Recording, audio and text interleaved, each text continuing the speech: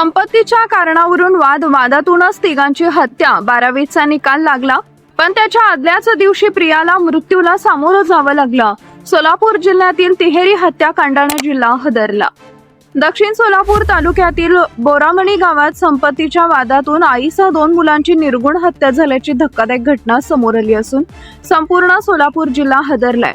या घटनेत गायत्री सुधाकर मस्के वय वर्ष 40, मुलगी प्रिया मस्के वय वर्ष 18 आणि मुलगा शिवराज मस्के वय वर्ष 16 यांचा मृत्यू झालाय.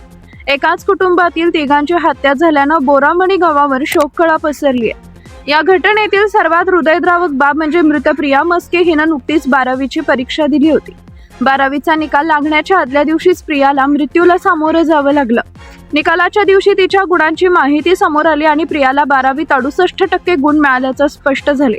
घरात निकालाचा आनंद साजरा होण्याआधीच काळानं घाला घातल्यानं परिसरातून तीव्र हळहळ व्यक्त केली जाते. शिक्षण घेऊन मोठं होण्याचं स्वप्न पाहणाऱ्या प्रियाचा असा दुर्दैवी अंत झाल्यानं गावकऱ्यांनाही मोठा धक्का बसलाय.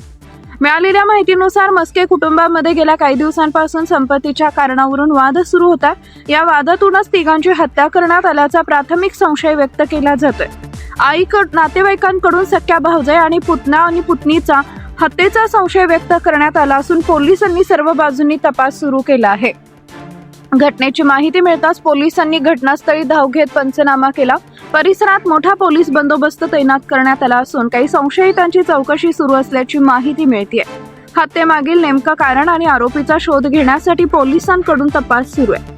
दरम्यान या तिहेरी हत्याकांडामुळे संपूर्ण सोलापूर जिल्ह्यात भीती आणि संतापाचं वातावरण निर्माण झालं असून आरोपींना कठोर शिक्षा द्यावी अशी मागणी ग्रामस्थांकडून करण्यात येते.